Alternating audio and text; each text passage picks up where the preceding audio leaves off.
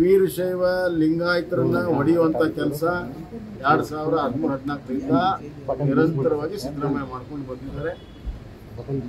ವೀರಶೈವ ಲಿಂಗಾಯತ ಜನ ಜಾಗೃತರಾಗಿದ್ದಾರೆ. ಇವರ ರಾಜಕೀಯ ಹುನ್ನಾರಕ್ಕೆ ವೀರಶೈವ ಲಿಂಗಾಯತರು ಬಲಿಯಾಗಿದ್ದಾರೆ. 2018ರಲ್ಲಿ ತಕ್ಕ ಪಾಠವನ್ನ ಇದೇ ಸಿದ್ದರಾಮಯ್ಯ ಕಳಿಸಿದ್ರು. ನಮ್ಮ ಸಮಾಜವನ್ನ ಧರ್ಮವನ್ನ ಒಡೆಯುವಂತ ಕೆಲಸ ನಿಮ್ಮ ರಾಜಕೀಯ ಸಲುವಾಗಿ ಮಾಡಕೂಡದು ಅನ್ನುವಂಥ ಸ್ಪಷ್ಟವಾಗಿ ವಿರೋಧವನ್ನ ಮಾಡಿದ್ದಾರೆ. ಈಗ ಮತ್ತೆ ಅದಕ್ಕೆ ಕೈ ಹಾಕ್ತಾರೆ. ಆದ್ರಿಂದ ಸಮಾಜವನ್ನ ಒಗ್ಗೂಡಿಸಿ ರಾಜ್ಯವನ್ನ ಒಗ್ಗೂಡಿಸಿ ಆಡಳಿತ ಮಾಡುವಂತ ಬಿಟ್ಟು ಸಮಾಜವನ್ನು ಒಡೆದು ತಮ್ಮ ರಾಜಕೀಯ ರೊಟ್ಟಿಯನ್ನು ಸುಟ್ಕೊಳ್ಳುವಂತ ಈ ಆಡಳಿತ ಇದೆಯಲ್ಲ, ಇದು ಜನ ಸಂಪೂರ್ಣವಾಗಿ ತಿರಸ್ಕಾರ ಮಾಡ್ತಾರೆ ಅಂತ ನಮ್ಮ ವಿಶ್ವಾಸ ಇದೆ. ಈಗ ಈ ಎಲ್ಲ ವಿಚಾರಗಳಲ್ಲಿ ಚರ್ಚೆ ಆಗಿದೆ. ವಿವರವನ್ನು ನಮ್ಮ ರಾಜ್ಯಾಧ್ಯಕ್ಷರು ಕೊಡ್ತಾರೆ. ಏನು ಮುಖ್ಯವಾಗಿ ನಮ್ಮ ಈ ಎಲ್ಲ ಚರ್ಚೆ ಏನಂತಂದ್ರೆ, ಇಡೀ ಕರ್ನಾಟಕದ ಎಲ್ಲ ಸಮುದಾಯಗಳಲ್ಲಿ ಒಕ್ಕಟ್ಟಿರಬೇಕು. ವೀರಶೈವ ಲಿಂಗಾಯತರನ್ನು ಒಕ್ಕಟ್ಟಿರಬೇಕು, ಒಕ್ಕಲಿಗರಲ್ಲೂ ಇರಬೇಕು, ಬ್ರಾಹ್ಮಣರಲ್ಲೂ ಇರಬೇಕು, SC ST OBC ಎಲ್ಲದರಲ್ಲೂ ಒಕ್ಕಟ್ಟಿರಬೇಕು. ಈಗ ಕುರುಬ ಕ್ರಿಶ್ಚಿಯನ್ ಅಂತಂದ್ರೆ ಇನ್ನೊಂದು ಸ್ವಲ್ಪ ದಿವಸಕ್ಕೆ ಕುರುಬ ಕ್ರಿಶ್ಚಿಯನ್ ಪೀಠ ಆಗುತ್ತೆ.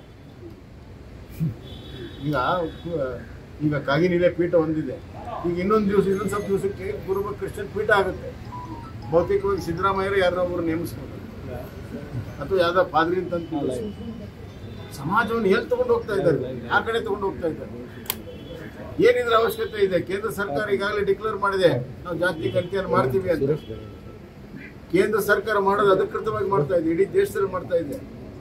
ಎರಡನೇದಾಗಿ ಇದು ಒಂದು ರೀತಿಯಲ್ಲಿ ಜನರ ಕಣ್ಣಿಗೆ ಮಣ್ಣು ಹಾಕುವಂಥದ್ದು.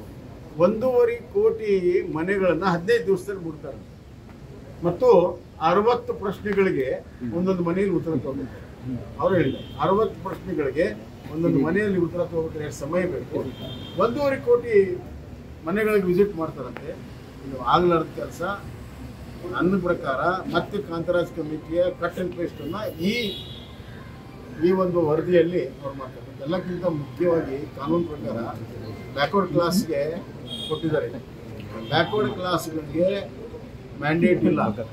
ಬ್ಯಾಕ್ವರ್ಡ್ ಕ್ಲಾಸು ಬ್ಯಾಕ್ವರ್ಡ್ ಕ್ಲಾಸ್ಗಳನ್ನ ಅಲ್ಲಿ ಎನ್ಯುಮರೇಷನ್ ಮಾಡುವಂತ ಅಧಿಕಾರ ಇದೆ.